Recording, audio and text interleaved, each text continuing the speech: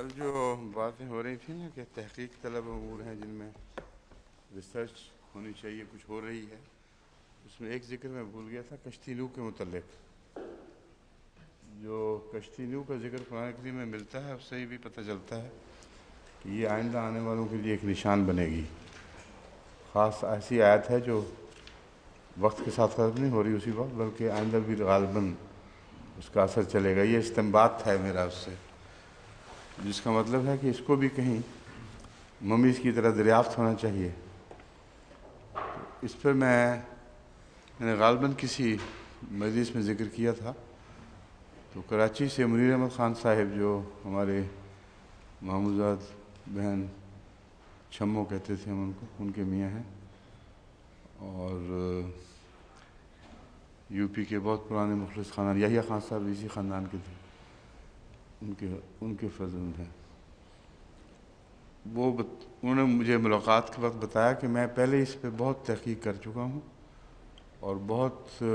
مضمون کو آگے بڑھا دیا ہے، بہت تفصیلی مطالعے تمام لٹریچر کے دنیا میں جو اس سے متعلق پایا جاتا ہے وہ بھی کر چکا ہوں، سائنسی لحاظ سے، جغرافیائی لحاظ سے، موسموں کے لحاظ سے۔ کافی وسیع تحقیق تھی ان کی، چونکہ خود وہ سائنسدان ہیں اس لیے وہ انداز بھی ان کا سائنٹیفک تھا۔ کئی سال سے میں ان کو کہہ رہا ہوں کہ بس کرو، کافی ہو گئی، کچھ بھیجو، کچھ شائع کریں، لیکن وہ تو نہیں کر سکے اب تک۔ ایک مغربی محقق نے اس کا کھوج لگانے کا دعویٰ کیا ہے، اور عجیب اتفاق ہے یہ، اللہ تعالیٰ کی بھی حکمتیں ہوتی ہیں۔ میں بھول گیا تھا ذکر کرنا، تو میں سوچ رہا تھا کہ میں آج ذکر کروں گا کل، یعنی کل میں نے یہ سوچا کہ آج اس کو بھی داخل کر دوں گا۔ تو ہمارے شاکر صاحب نے از خود کہا کہ آپ نے کشتی نو کا ذکر نہیں کیا، اور رات میں نے فلم دیکھی ہے اس کی ٹیلی ویژن پہ، چوتھے چینل پہ ہے، کہاں کس پہ بتایا؟ چینل 4 پہ۔ اس میں ایک مغربی محقق نے باقاعدہ اس کی تصویریں دیکھی ہیں، جگہ دریافت کی ہے، کشتی جو جس سیرگاہ پہ ہم جاتے ہیں اس کی لیک کے کوئی تقریباً نصف حصے تک وہ لمبی ہے کشتی۔ تو یہ آرمینیا کی پہاڑی ہے کوئی، ارارات تو بائبل کہتی ہے نا، قرآن کریم کہتا ہے جودی۔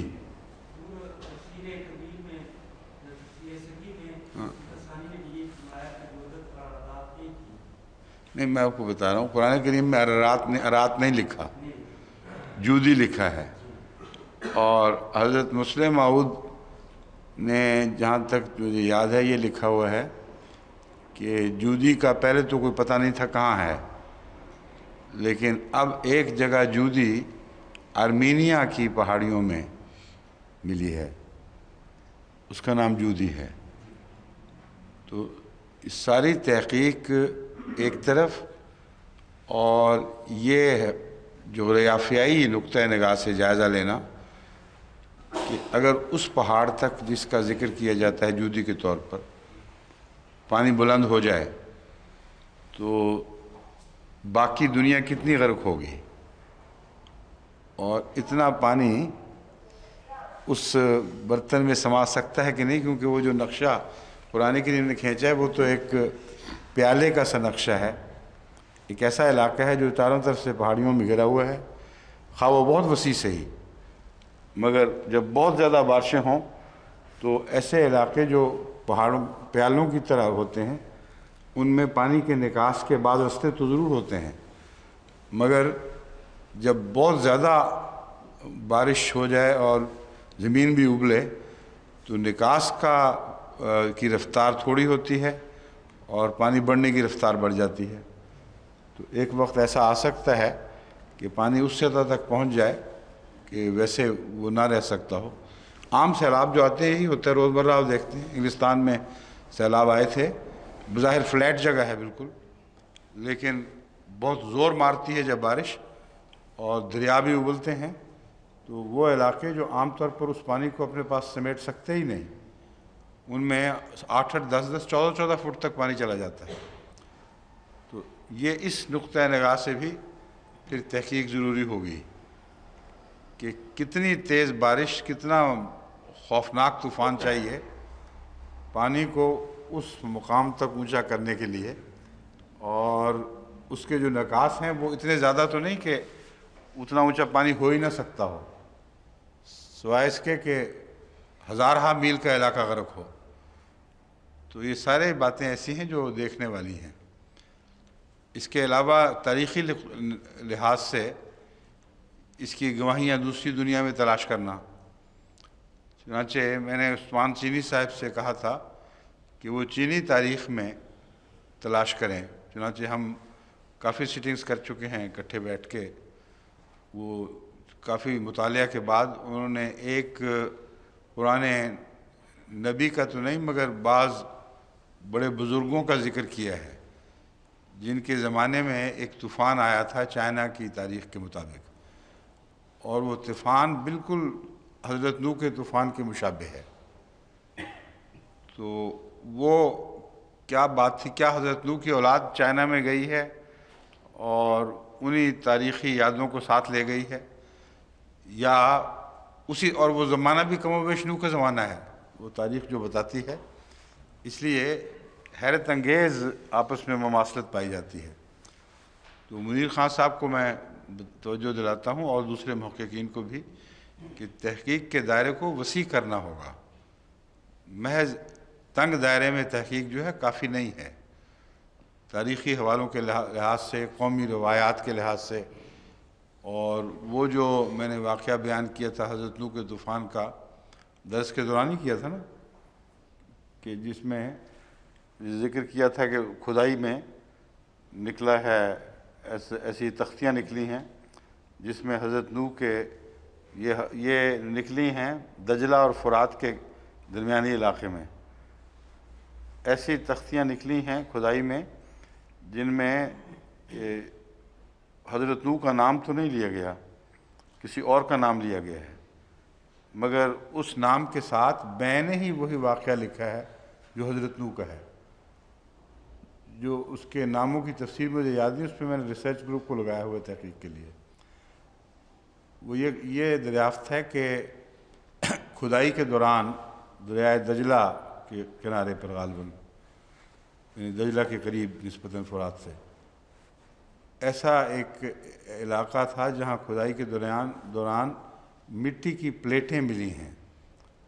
اور ان کے اوپر بڑے واضح الفاظ میں بعض تاریخی واقعات لکھے ہوئے ہیں،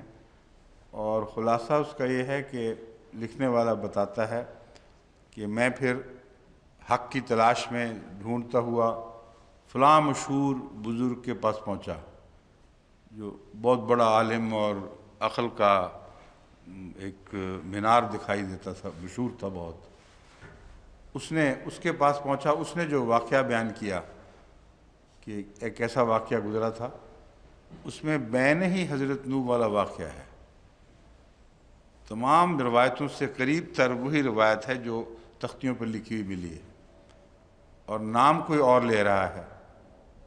کہ اس طرح خدا تعالیٰ نے یہ کیا، اور پھر وہ طوفان آیا، اور پھر اس نے کشتی بنوائی، کشتی پہ اوپر جوڑے لیے، اور ایک ایک چیز وہی، اور قرآن کے بیان کے مطابق ہے، بائبل کے مقابل پر قرآن کے بیان کی اس میں تائید ہے نمایاں طور پر۔ تو وہ حصہ بھی تحقیق طلب ہے کہ وہ روایات کیا تھیں، جو ایسی روایات جو قطعی طور پر سلوں میں ملتی ہیں، ان کو نظر انداز تو نہیں کیا جا سکتا۔ اور حضرت نوح کے نام کے متعلق تحقیق شروع ہو جائے گی پھر، کہ کیا حضرت نوح کا نام یہی نام تھا، یا یہ ایک جس سے مسیح کہتے ہیں اس سے ملتا جلتا کوئی صفاتی نام تھا،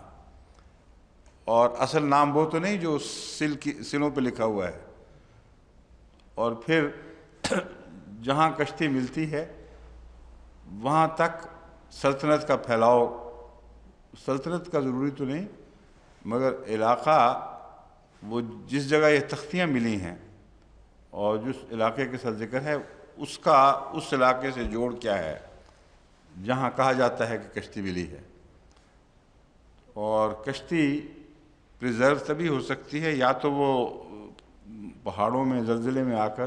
دب چکی ہو، اور یا پھر ایسی ٹھنڈی جگہ پر ہو جہاں برفیں رہتی ہیں ہمیشہ۔ یہ جو آپ کی تحقیق ہے جو آپ نے بتائی ہے شاکر صاحب، یہ غالباً ٹھنڈا علاقہ ہے اور ہر وقت برف رہتی ہے اس علاقے میں۔ یہ وہی ہے علاقہ، غالباً آرمینیا کا علاقہ تو وہی ہے جس سمت سے وہ آئے تھے ہرڈز، اور بعض یہاں ایسے وہ ہیں پاس جو ہمیشہ بلو زیرو رہتے ہیں۔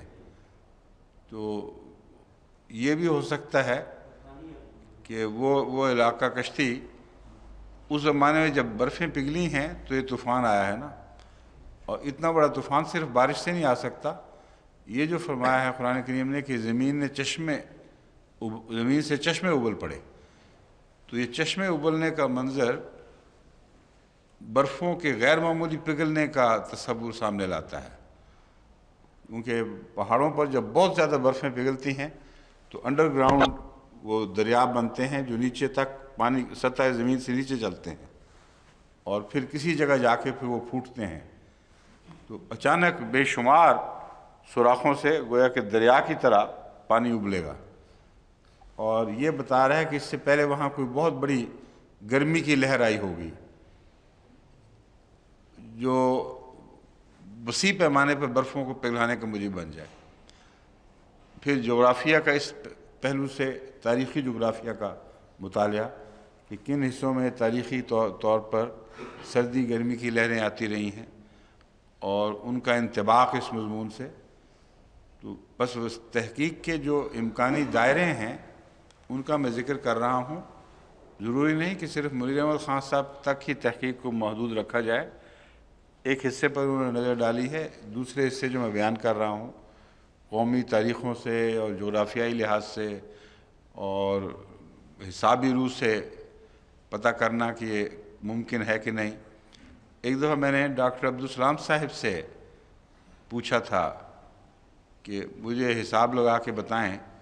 کہ اگر بائبل جو بیان کرتی ہے اتنا پانی ہو جو ساری سطح زمین کو ڈھانپ لے، تو یہ ایک حسابی لحاظ سے کیسے ممکن ہے، کیا تقاضا کرتا ہے حساب؟ تو انہوں نے کہا حساب یہ تقاضا کرتا ہے کہ جتنے سمندر کے پانی ہیں اتنا ہی سمندر کا پانی اور آ جائے تو پھر یہ نقشہ پورا ہوگا کہ وہ اس کو بھر دے، اس کے بغیر ممکن نہیں۔ تو یہ یعنی ساری جو برفیں ہیں وہ بھی پگھل جائیں تب بھی ساری زمین کو اتنا نہیں ڈھانپ سکتی جو نقشہ کھینچا گیا ہے،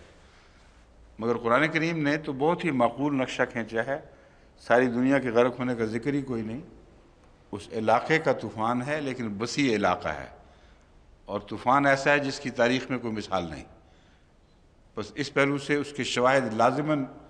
موجود ہونے چاہیے، اور کشتی نوح کا اعجاز بھی قرآن کریم کے مطالعے سے لگتا ہے کہ باقی رہنے والا اعجاز ہے، جس طرح فرعون کی لاش کا اعجاز تھا۔ بس یہ جو عمومی تبصرہ میں نے کیا ہے اس کی روشنی میں، اور اس کے علاوہ بھی جو تحقیق کے گوشے آپ کے ذہن پہ روشن ہوں ان کو پیش نظر رکھ کر تحقیق کریں، اور اب بہت آہستہ آہستہ نہ کریں۔ دنیا کی تحقیق بہت تیزی سے آگے جاری ہے، ہمیں ان سے قدم نہیں ملانے، آگے بڑھنا ہے انشاءاللہ۔ اچھا جی، اب اعوذ باللہ من الشیطان الرجیم، بسم اللہ الرحمن الرحیم۔ الذین قالوا ان اللہ عہد الینا لا نؤمن لرسول حتی یاتینا بقربان تاکلہ النار قل قد جاءکم رسل من قبلی بالبینات وبالذی قلتم فلم قتلتموہم ان کنتم صادقین فإن كذبوك فقد كذب رسل من قبلك جاءوا بالبينات والزبر والكتاب المنير كل نفس ذائقة الموت وإنما توفون أجوركم يوم القيامة فمن زحزح عن النار وادخل الجنة فقد فاز وما الحیاۃ الدنیا الا متاع الغرور۔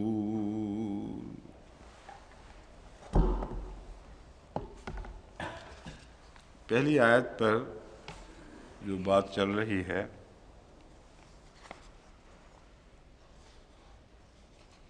قرآن کریم کی بعض پیشگوئیوں کا میں نے ذکر کیا تھا، کچھ اور بھی ہیں، ویسے تو بہت زیادہ ہیں، میں نے کہا تھا چند میں چنوں گا اور مثال کے طور پر ان کا ذکر کروں گا، مگر اس میں جو اذا النفوس زوجت والی پیشگوئی ہے وہ تو ہم روز پوری ہوتے دیکھ رہے ہیں۔ جب جانیں ملا دی جائیں گی، ہم دیکھیں یہاں بیٹھے جاپان سے مل گئے ہیں اور ساری دنیا سے ہمارا رابطہ ہوا ہے، یہ زوجت کی ایک عظیم مثال ہے۔ اور مذہبی دنیا میں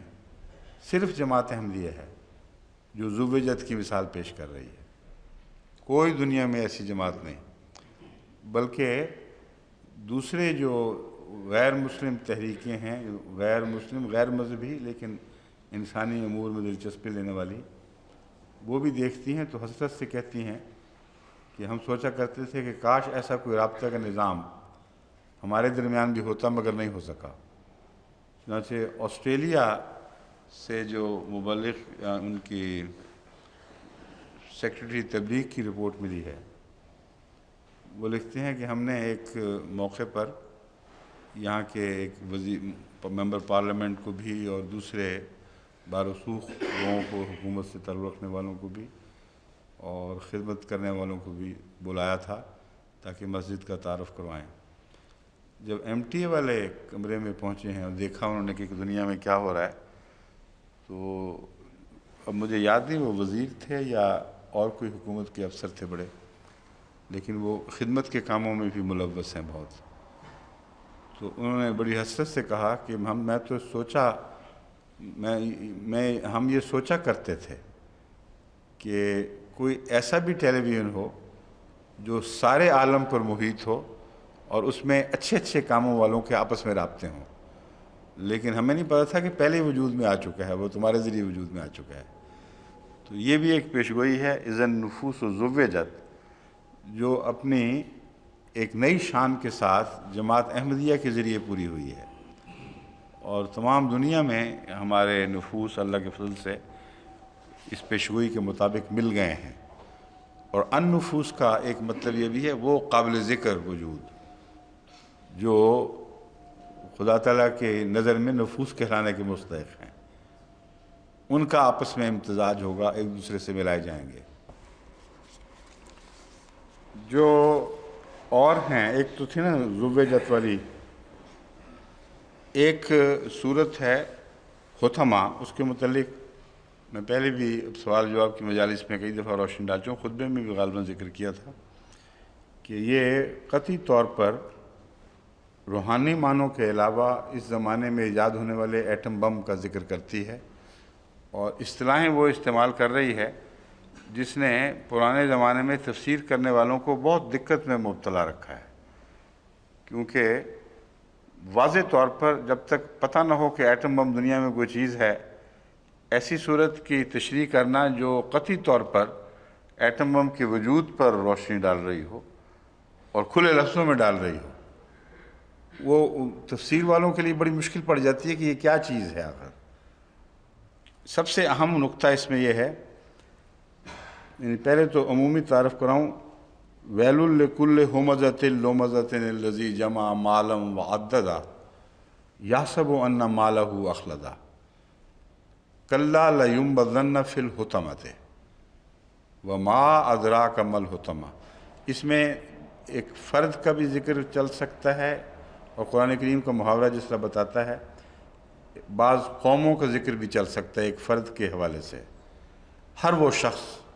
جو یہ صفات رکھتا ہو، جو قرآن کریم ہمزۃ لمزہ، فساد کرنے والی باتیں، پھاڑنے والی باتیں، دنیا میں ڈپلومیسی کے ذریعے ایک مصیبت ڈالی ہو دنیا کو، ان لوگوں کے متعلق ہے کہ وہ ضرور حطمہ میں گرائے جائیں گے۔ ہاں، اور دولت مند اتنے ہیں کہ وہ سمجھتے ہیں کہ ہماری دولت اور دنیاوی ذرائع ہمیں ہمیشگی عطا کر سکتے ہیں، اور کوئی دنیا کی طاقت اب ہم سے اقتدار نہیں چھین سکتی۔ یہ نقشہ ہے ان قوموں کا جن کے متعلق فرمایا لَيُنبَذَنَّ فِي الْحُطَمَةِ، وہ ضرور حطمہ میں ڈالے جائیں گے۔ اب حطم کا لفظی ترجمہ ایک تو لفظ ہے حطمہ سے، جس کا مطلب ہے کوٹ کر چورا چورا کر دینا اور ذرہ ذرہ کر دینا، اور ذرہ کی ہوئی اس کوٹ کر جو باریک ترین ذرے بن جائیں ان کو حطمہ کہیں گے۔ چنانچہ لغت میں ملتا ہے کہ روشنی کی ایک بیم آ رہی ہو کہیں اس کمرے میں، اس میں معلق جو ہلکے ہلکے ذرے جو عام آنکھ سے دکھائی نہیں دیتے مگر روشنی سے ایک دم منور ہو کر نظر آنے لگ جاتے ہیں، وہ بھی حطمہ کی مثال ہے۔ مگر اصل اس کا ترجمہ ہے باریک ترین چھوٹے سے چھوٹا ذرہ جو کوٹ کوٹ کر بنایا جا سکتا ہے، اس ذرے میں ان کو ڈالا جائے گا۔ اب وہ ان قوموں کو ایک ذرے میں کیسے ڈالا جائے گا، اس کے متعلق اللہ تعالیٰ فرماتا ہے وَمَا أَدْرَاكَ مَا الْحُطَمَةُ، تجھے کیا پتہ کہ حطمہ کیا چیز ہے اور ہم بتا کیسے سکتے ہیں، کیونکہ ابھی وہ زمانہ نہیں آیا۔ جہاں بھی قرآن کریم میں ما ادراک کا مضمون آیا ہے وہاں خدا تعالیٰ کی بے بسی نہیں بلکہ انسان کی بے بسی کا ذکر ہے کہ انسان ابھی ان باتوں کا ادراک نہیں حاصل کر سکتا، ان باتوں کو پہنچ ہی نہیں سکتا کیونکہ وہ وقت نہیں ابھی آیا اس کے لیے۔ نار اللہ الموقدۃ التی، یہ اللہ کی آگ ہے موقدہ جو خوب بھڑکائی گئی ہے، التی تطلع علی الافئدہ، یہ ایسی آگ ہے جو دلوں پر جھپٹتی ہے۔ بس اس لفظ دلوں پر جھپٹتی سے استفادہ کرتے ہوئے گزشتہ مفسرین نے تو بہت کم لکھا ہے مگر حضرت مسیح علیہ السلام نے اس کو ایک روحانی طور پر ایسی آگ قرار دیا ہے جو دلوں کو کھاتی رہتی ہے اور اس دنیا میں ہی ان کے لیے جہنم کا سامان پیدا کر دیتی ہے۔ مگر آگے پھر فرمایا انہا علیہم موصدۃ فی امد ممددہ، ان کے اوپر یہ آگ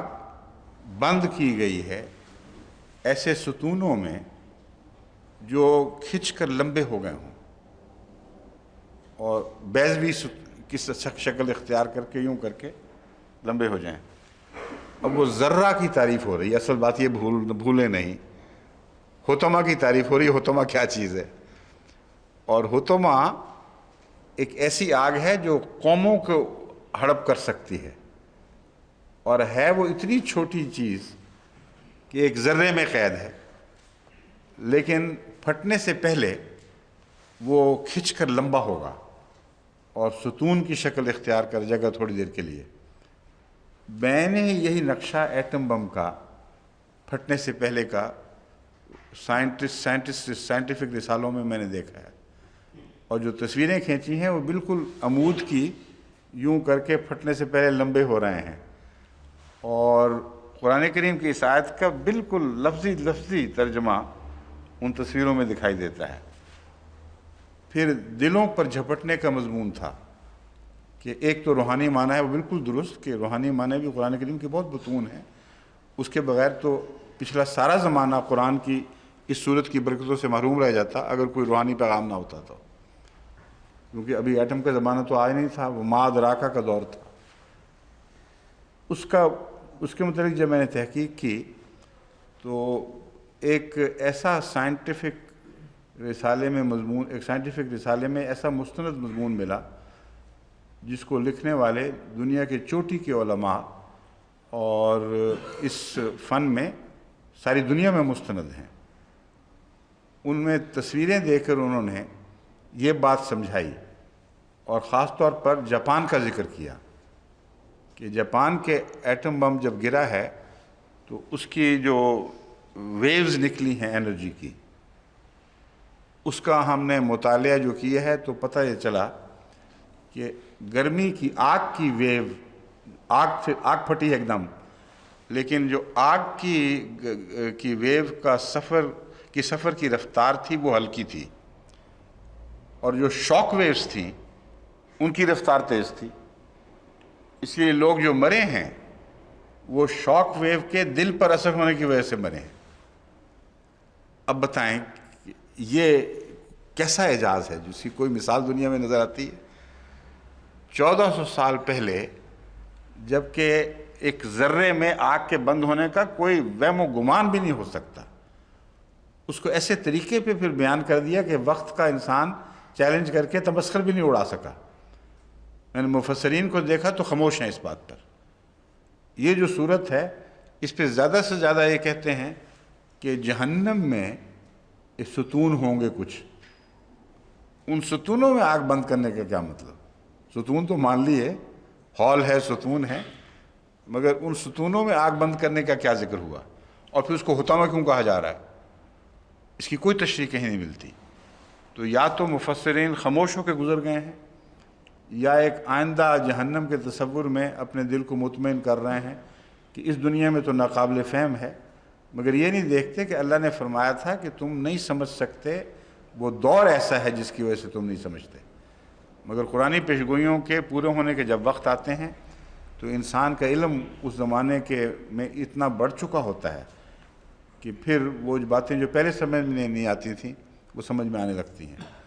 تو اللہ کے فضل سے ہم اس دور میں پیدا ہوئے ہیں جہاں ہم نے اس صورت کو بھی اپنی کمال شان کے ساتھ پوری تفصیل کے ساتھ بین ہی اسی طرح پورا ہوتے دیکھا ہے جیسے لفظی ترجموں کے تقاضے ہیں۔ کسی کھینچ تان سے مضمون پیدا کرنے کا موقع نہیں ہے کہ ہم کھینچ تان کریں، مضمون نکالنے کی کوشش کریں۔ اس کو سیدھا سادہ لفظی ترجمہ پڑھ لیں تو ایٹم بم کی اس سے اچھی تصویر کوئی نہیں کھینچ سکتا۔ اور اس کے اثرات کے متعلق یہ بات کہ تطلع علی الافئدہ، آگ کا دلوں پر جھپٹنا جسم کو چھوڑ کر، یہ ایک ایسا مضمون ہے جو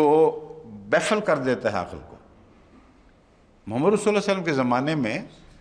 حطمہ تو چھوڑو، حطمہ کا تصور بھی عجیب و غریب ہے، حیرت انگیز، مگر آگ ہو جو باڈیز کو جلانے سے پہلے دلوں پر حملہ کرے اور ان کو بھسم کر دے، وہ کیسی آگ ہو سکتی ہے؟ کوئی سوچ سکتا تھا؟ اب جب تک میں نے آپ کو بتایا نہیں، آپ میں سے اکثر تعلیمی یافتہ بھی ایسے ہیں جن کو اس مضمون کا پتہ نہیں تھا، اور مجھے خود بھی جب تک میں نے اس آیت سے متاثر ہو کر تحقیق نہ شروع کی،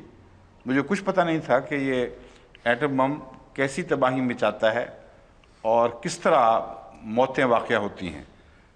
تو اس تحقیق کے دوران یہ مضمون دیکھ کر تو میں حیران ہو رہ گیا۔ اللہ کی شان ہے، عجیب کلام ہے، اور قلب محمد مصطفیٰ ہی ہے جو اس کلام کو متحمل ہو سکتا تھا۔ کوئی دنیا کا طور ایسا نہیں ہے جس پر یہ جلوہ نازل ہو اور وہ ٹکڑے ٹکڑے نہ ہو جائے، مگر محمد صلی اللہ علیہ وسلم کا دل ہے جس نے اس وحی کو قبول کیا۔ حملہ الانسان، تمام ذمہ داریوں کو دیکھتے ہوئے، تمام عواقب سے باخبر ہو کر اس کو آگے بڑھ کے قبول کیا۔ اس قرآن کے نزول کے ساتھ حضرت محمد صلی اللہ علیہ وسلم کا نزول اس طرح منسلک ہے کہ ایک کو دوسرے سے الگ نہیں کیا جا سکتا، اور ایسے موقع پر بے شمار درود بھیجنا چاہیے حضرت اقدس محمد مصطفیٰ صلی اللہ علیہ وسلم پر، جنہوں نے ہمیں توہمات کی دنیا سے نکال کر اعجاز کی وہ دنیا دکھائی جس کی کوئی مثال دنیا میں دکھائی نہیں دیتی۔ کل عالم اس ایک ایک معجزے کی روشنی سے بھر گیا ہے، اور یہ جو جلوہ ہے اس صورت کا، کل عالم اس سے کی آنکھیں چکا چوند ہو جاتی ہیں اس کو دیکھ کر، اور اس کی کوئی نظیر دوسری کتابوں میں دکھائی نہیں دیتی۔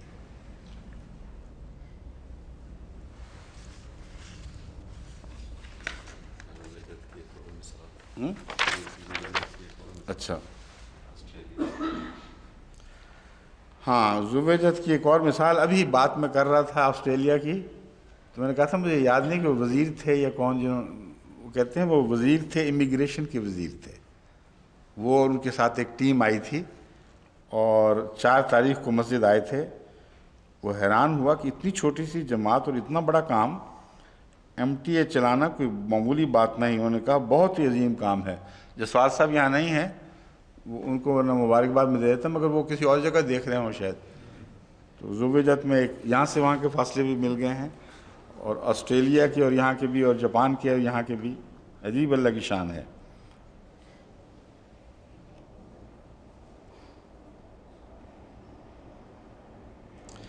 اس نے ایک اور بات دلچسپ کہی تھی جو امیر صاحب نے اب بھیجی ہے، وہ پہلے پیغام میں شامل نہیں تھی۔ وہ کہتے ہیں کہ جب اس کو یہ پتہ چلا کہ ہم خطبہ براہ راست سننے کے لیے رات کے 12 بجے اکٹھے ہوتے ہیں، تو اس نے کہا بات یہ ہے کہ اگر ہم یہ انتظام سارے کر بھی لیں آ گئے آپ؟ ٹھیک ہے، مبارک ہو بہت بہت۔ ہاں خیر مبارک۔ یہ کہتے ہیں کہ اگر ہم اکٹھے کر بھی لیں تو رات 12 بجے سنے گا کون ہمارے پروگرام؟ اس لیے بیکار، کوشش ہی بیکار ہے۔ تو وہ جماعت کہاں سے پیدا کریں گے جو ایسی دیوانی اور عاشق جماعت ہو کہ وہ آدھی رات کو بھی پروگرام چل رہے ہیں تو سارے اٹھ کے آتے ہیں۔ ایک دفعہ حمید الرحمان صاحب نے، جب ان کے پاس ابھی انٹینا وغیرہ کا انتظام نہیں تھا، مسجد جانا پڑتا تھا، انہوں نے بتایا کہ ہم آج کل روزے اس طرح رکھتے ہیں کہ صبح صبح اٹھ کے 1-1:30 بجے ہی اپنی وہ افطاریاں باندھتے ہیں، ساتھ انتظام کرتے ہیں، پھر برفوں سے گزرتے ہوئے احمدی سینٹر میں اکٹھے ہوتے ہیں، اور بڑا لمبا سفر ہے جو کم از کم 1 گھنٹے کا ان کے گھر سے، یا 40 منٹ گھنٹے کے درمیان جب ٹریفک نہ ہو، مگر برفوں میں تو بہت ہی مشکل تھا۔ اور پھر وہیں ہم خطبہ سنتے ہیں، اور اس کے ساتھ پھر یا درس ہو رہا تھا اس زمانے میں، اور وہیں سحری کرتے ہیں۔ تو کسی جگہ احمدی دنیا میں افطاری ہو رہی ہے اور وہ درس سنے جا رہے ہیں، کہیں سحری ہو رہی ہے اور درس سنے جا رہے ہیں۔ ہر وقت جو 24 گھنٹے کا ایک ایک لمحہ ہے، اس میں کوئی احمدی دنیا استفادہ کر رہی ہے، اور ایک وقت میں ہے، لیکن کہیں رات ہے، کہیں دن ہے، کہیں صبح ہے، کہیں آدھی رات ہے۔ تو یہ جو زوجت کی جو مثال ہے، یہ عجیب و غریب مثال ہے۔ اور احمدیوں کے سوا توفیقی کسی کو ملی ہے تو دکھائیں کوئی مولوی۔ اب وہ بڑا زور مار رہے ہیں بیچارے، سعودی عرب کی منتیں کر رہے ہیں کہ بلینز ڈال دو، اور لیکن ایسا کر کے دکھاؤ۔ وہ کریں گے لیکن فائدہ ہمیں پہنچے گا، یہ میں آپ کو بتا دوں انشاءاللہ۔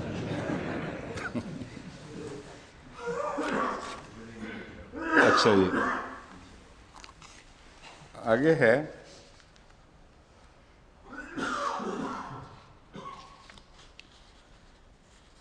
بہت سی ایسی آیات ہیں جن میں پیشگوئیاں ابھی پوری ہونے والی ہیں،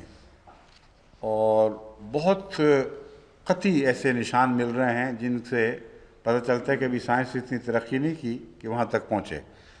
تو ان آیات کو پہلے میں نے رکھا تھا، لیکن اب میں چھوڑ رہا ہوں، کیونکہ ان کی تشریح میں پھر بہت زیادہ وقت لگے گا۔ یہ سمجھانا پڑے گا کہ یہ رخ کیا ہے سائنس کا، اور یہ کس طرف جا رہی ہیں پیشگوئیاں۔ خسف القمر و جمع الشمس والقمر پہ میں گفتگو کر چکا ہوں پہلے۔ فالیوم ننجی کا ببدنے کا پہ متعلق بھی میں بات کر چکا ہوں، فرعون کی ناش کے متعلق۔ اس میں اور بھی بہت سی باتیں ہیں کرنے والی، لیکن درس میں ایک ہی بات کو بہت زیادہ بیان نہیں کیا جا سکتا۔ وہ جو میں نے نظریہ پیش کیا تھا، اس کے پیچھے بہت سے ایسے محرکات اور ایسے تحقیق شواہد ہیں جن کے نتیجے میں ہمیں پوری کہانی کو اس طرح مربوط کر کے پیش کرنا پڑے گا کہ ایک بات پر زور دے کے دوسری طرف وہ جو حصہ ہے اس کو بے دلیل نہ چھوڑ دیا جائے یا ناقابل قبول نہ بنا دیا جائے۔ اب جہاں بھی حضرت موسیٰ کو رکھنا ہے، اس پیشگوئی کے ذکر میں بتا رہا ہوں، وہاں یہ دیکھنا پڑے گا کہ 2 فرعین ہیں۔ ایک فرعون کے زمانے میں آپ پیدا ہوتے ہیں، دوسرے کے زمانے میں، اور پھر پہلی ہجرت کرتے ہیں، دوسرے کے زمانے میں واپس آتے ہیں، اور پھر ایک لمبا مقابلہ ہوتا ہے جو کافی سالوں پر پھیلا ہوا ہے، اور اس کے بعد پھر ایکسوڈس کو کہتے ہیں انگریزی میں۔ ایکسوڈس یعنی اجتماعی انخلاء ہے۔ اب دیکھیں، جو سیٹی تھا ریمسس کا باپ، اس کا زمانہ ہے 11 سال بادشاہی کا۔ 11 سال ہی بنتا تھا نا؟ ہاں جی۔ 11 سال کی بادشاہی میں اگر کوئی بچہ پیدا ہو اور اسی وقت اسی کے دور میں وہ ہجرت بھی کر جائے، تو اس سے پہلے ہجرت کا یہ واقعہ کہ وہ ایک مضبوط جوان بن چکا ہو جو کسی کو مارے، مکہ مارے اور وہ مر جائے، یہ قابل قبول ہی نہیں، بات تسلیم ہی نہیں ہو سکتی۔ تو اس حصے کو بھی اس حصے میں بھی تحقیق کر کے اصل حقیقت معلوم کرنی پڑے گی کہ سیٹھی کے زمانے میں سیٹھی جو لوگ ہیں معاف کرنا، سیٹی ہے لفظ، ہاں، وہ سیٹی کے زمانے میں وہ پیدا ہوا تھا یا حضرت موسیٰ پیدا ہوئے تھے یا پہلے پیدا ہو چکے تھے؟ اگر سیٹی کے زمانے میں مانا جائے گا تو کچھ مشکلات ہیں، یا پھر سیٹی کے زمانے کی تحقیق کرنی پڑے گی، آیا 11 سال تھا بھی کہ نہیں یا لمبا تھا؟ اور اگر سیٹی ہی کے زمانے میں پیدا ہوئے ہیں تو پھر اس بادشاہ کے زمانے میں داخل ہوتے ہیں، یعنی رمسیس II، جس کا زمانہ بہت طویل ہے۔ اور اگر اس بات کو مانا جائے جو ڈار صاحب نے پیش کی تھی، تو مشکل یہ بنے گی کہ اس بادشاہ کے زمانے میں اگر پیدا ہوئے تو پھر وہ اگلا بادشاہ ہے جس کے زمانے میں ایکسوڈس ہوگا، تو تقریباً 60-70 سال کا اس کا رول ہے، اور 90 نہیں بلکہ بعض محققین 95 سال اس کی عمر بتاتے ہیں کہ جب یہ 95 سال کی عمر میں مرا ہے، اور بہت ینگ تھا جب یہ بادشاہ بن گیا ہے، ابھی لڑکا ہی تھا جب اس کو فوجوں کا سربراہ بنا دیا گیا تھا، اور اس کے بڑے بھائی کے ساتھ کوئی مسٹری گزری ہے، وہ مسٹری بھی تحقیق طلب ہے۔ تو پھر یہ جب اگر وہاں پیدا ہوئے ہیں تو حضرت موسیٰ کا وہاں سے نکلنے کا واقعہ اس کی موت سے کچھ پہلے کا ہوگا، اور اس میں 50-60 سال ممکن ہے حضرت موسیٰ نے اسی کے زمانے میں گزارے ہوں۔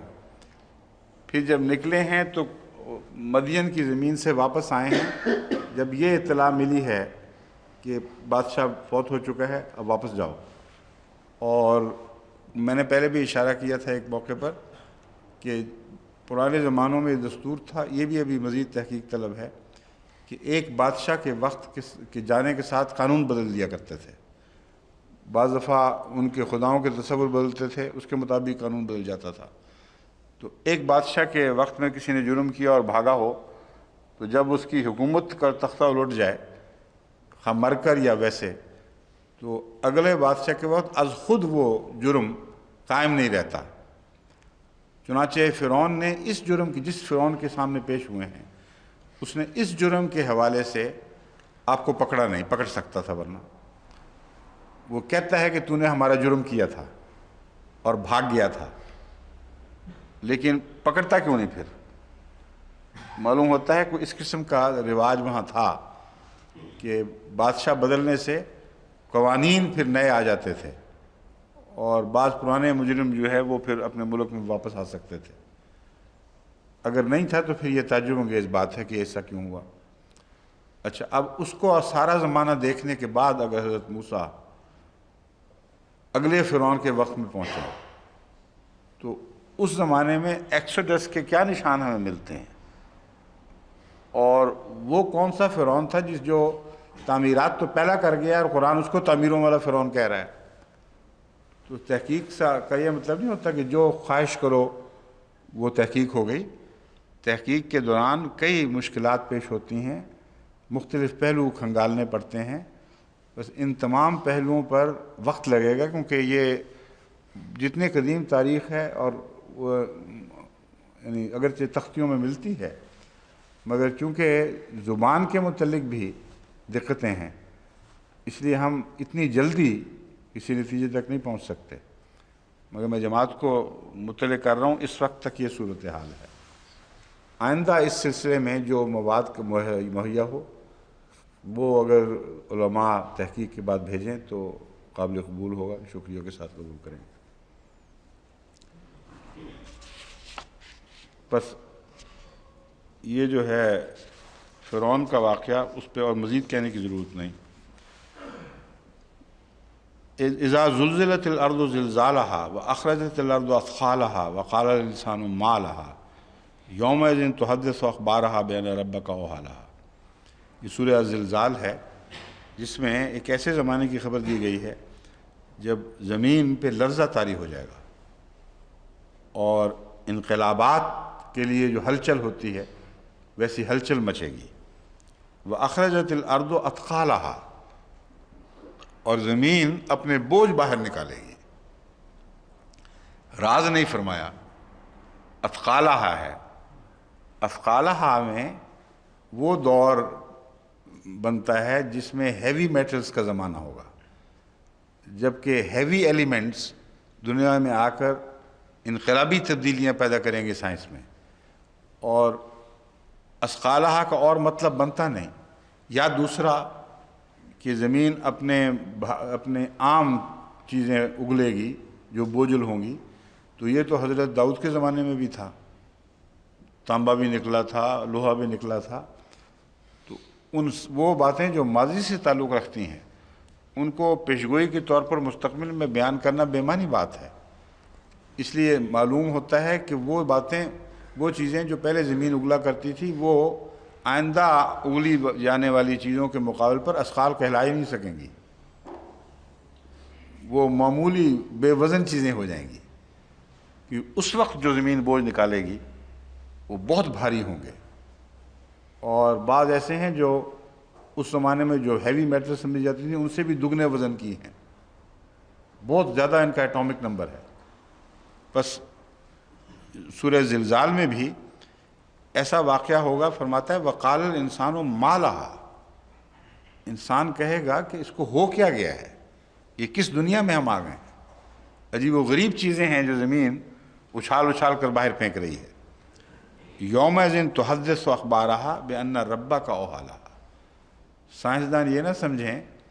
کہ از خود ہو رہا ہے، تیرا رب ہے جس کی تقدیر اتر رہی ہے زمین پر، اور اس تقدیر کے تابع یہ سب کچھ ہو رہا ہے. یہ زمانہ مقدر تھا کہ اس زمانے میں یہ واقعات ہوں گے. اور یہ جو چیز ہے تقدیر کے تابع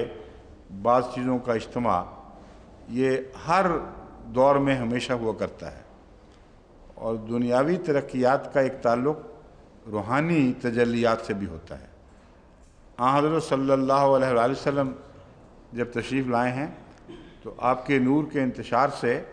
صرف مسلمان دنیا ہی نہیں جاگی ہے، بلکہ تمام دنیا میں اچانک علوم کی طرف توجہ اور غیر معمولی انہماک اور پھر نئے علوم کا جاری ہونا، یہ سارا سلسلہ صدیوں پر محیط ہوا. اور پھر مغرب نے بھی اسی کا فیض پایا. لیکن مغرب میں جب سائنسی امور چمکے ہیں اصل میں اور خوب زور سے جلوہ دکھایا ہے، تو یہ مسیح موعود علیہ السلام کے زمانے سے انطباق ہوتا ہے. اور حضرت مسیح موعود علیہ السلام نے یہی بات لکھی بھی ہے کہ جب آسمان سے روحانی نور اترتا ہے تو اس کا ایک انتشار ہوتا ہے جو تمام دنیا پر اثر انداز ہوتا ہے. اور دنیاوی علوم بھی اس روحانی نور سے فیض پاتے ہوئے وہ اٹھ کھڑے ہوتے ہیں اور ان میں چمک پیدا ہو جاتی ہے، دکھائی دینے لگتے ہیں. اور انسانوں کی آنکھوں میں بھی ایک خدا تعالیٰ نئی روشنی عطا کرتا ہے.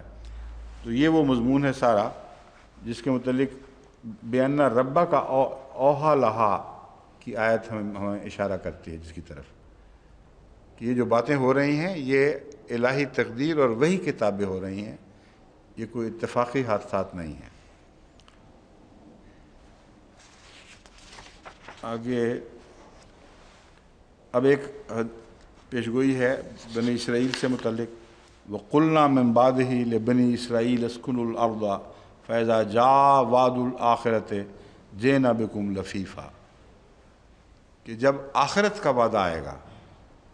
اس وقت ہم تمہیں ساری دنیا سے سمیٹ کر اکٹھا کر دیں گے. اب یہ جو دور ہے یہ آخرین کا دور، اور قرآن کریم کی صورت جو آخرین کی ہے وہ اس دور کی طرف اشارہ کرتی ہے. مگر آخرہ لفظ جو ہے اس کا مطلب آخر نہیں ہے، بلکہ ایک فرق ہے، اس کو پیش نظر رکھنا چاہیے. دور آخرین سے مراد ہے وہ دوسرا دور، اور آخرت کہتے ہیں بعد میں آنے والا. تو بعد کے آنے والے زمانے میں جو عجیب باتیں رونما ہونے والی ہیں ان کی پیشگوئیاں کچھ سائنسی ہیں، کچھ مذہبی نوعیت کی ہیں، کچھ سیاسی نوعیت کی ہیں، سب قرآن کریم میں موجود ہیں. یہ جو پیشگوئی ہے یہ مذہبی نوعیت کی ایک پیشگوئی ہے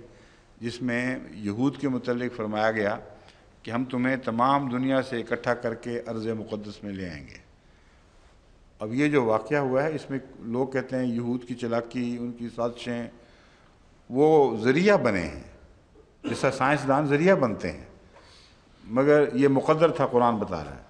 اس میں کوئی ناممکن تھا اس کو بدل سکتے۔ اب مسلمان علماء کو چاہیے تھا کہ اس آیت کا مطالعہ کر کے ایسی کوششیں نہ کرتے جو تقدیر کو بدلنے کی کوشش ہو، اس سے ان کو نقصان پہنچنا تھا، اور ہر دفعہ جب خدا کی تقدیر سے ٹکرائے ہیں ان کو نقصان پہنچا ہے۔ اس تقدیر کو سمجھ کر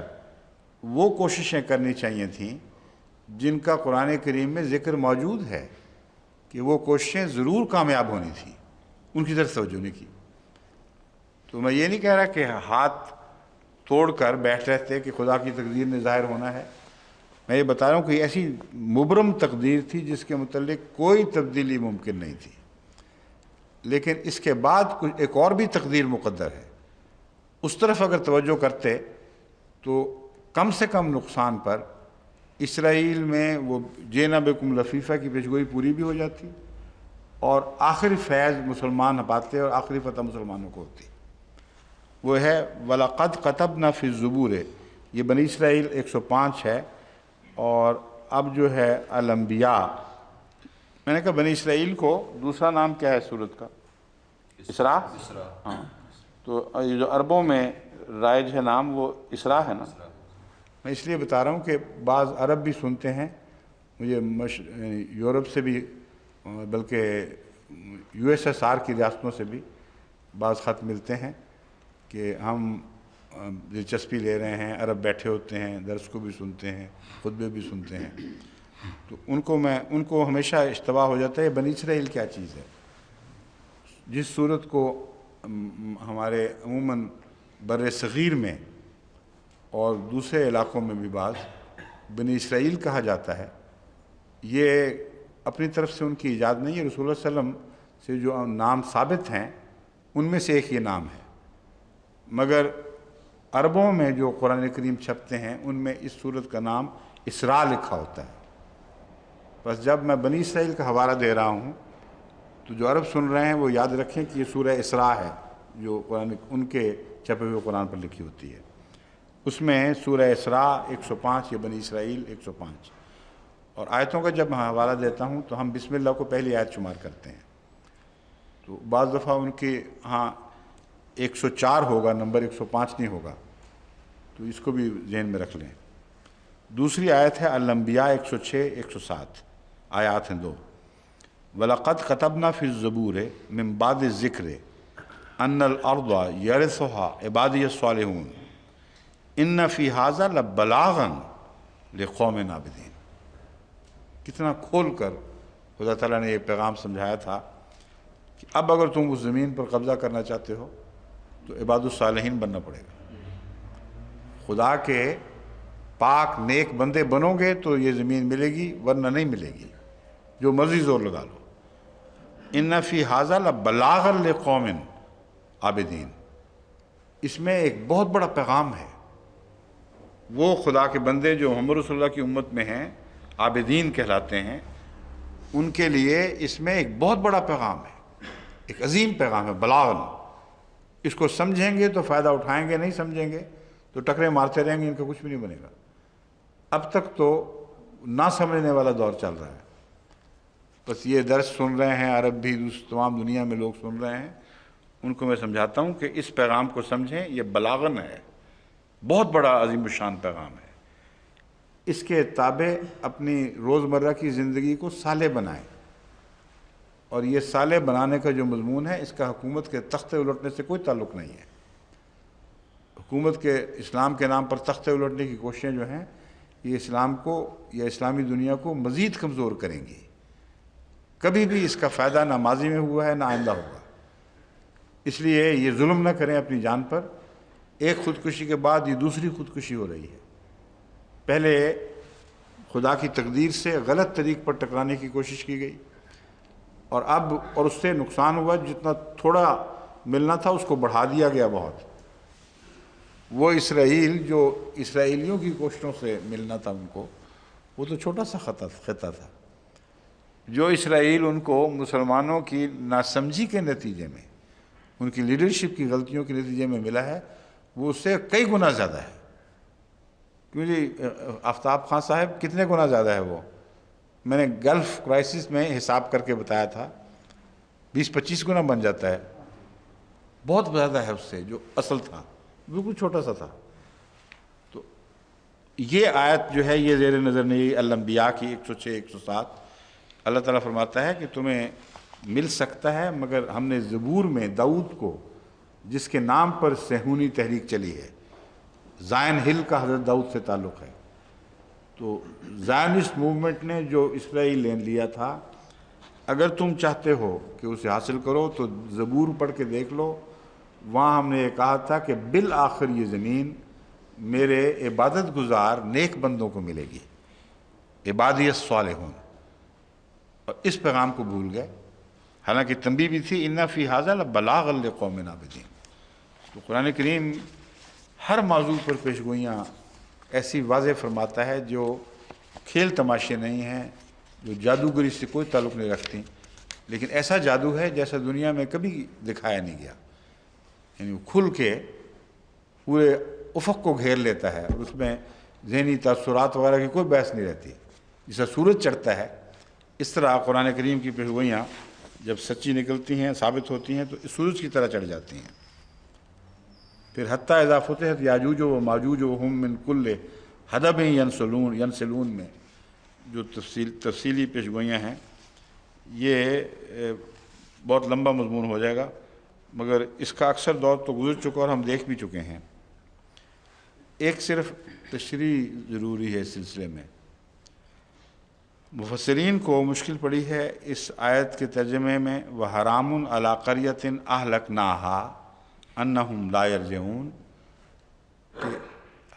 یہ حرام ہو چکا ہے ہر اس بستی والوں کے لیے جس کو خدا ایک دفعہ موت دے دے، جس کو ہلاک کر دے، کہ وہ پھر لوٹ کر نہیں آئیں گے۔ مفسرین پڑھتے ہیں آگے جب حتیٰ اذا فتحت یاجوج و ماجوج، یہاں تک کہ یاجوج اور ماجوج کو کھولا جائے گا جب اور وہ نکلیں گے، تو بعض مفسرین نے یہ سمجھا کہ مطلب ہے کہ اس وقت پھر مردے زندہ کیے جائیں گے واقعتاً، اور یاجوج ماجوج کے زمانے میں یہ جو سنت اللہ تھی یہ تبدیل ہو جائے گی اور آئندہ مردے زندہ ہونے شروع ہو جائیں گے۔ یہ درست نہیں ہے۔ حتیٰ کا ایک مطلب ہوتا ہے یہاں تک کہ، ایون وین، یعنی دنیاوی ترقیات جب اتنی بڑھ جائیں گی کہ یاجوج ماجوج سائنسی لحاظ سے اپنے عروج کو پہنچ جائیں گے، حتیٰ اذا فتحت یاجوج ماجوج، اس وقت بھی یہ قانون تبدیل نہیں ہوگا کہ مردے لوٹ کے واپس نہیں آ سکتے۔ یہ ترجمہ ہے جو قرآن کریم کی دوسری آیات سے متصادم نہیں بلکہ عین اس کے مطابق، اور سنت اللہ میں تبدیلی کا تقاضا نہیں کرتا، بلکہ سنت اللہ کے زیادہ مضبوطی کے ساتھ جاری ہونے پر گواہ ہے کہ یاجوج ماجوج بے شک نکل آئیں، جتنی مرضی سائنسی ترقیات ہوں اور ان کو دنیا پر عبور حاصل ہو جائے، یہ قانون اس وقت بھی نہیں بدلے گا، یہاں تک کہ یاجوج ماجوج کے زمانے میں بھی نہیں بدلے گا۔ یہ معنی ہے اس کا۔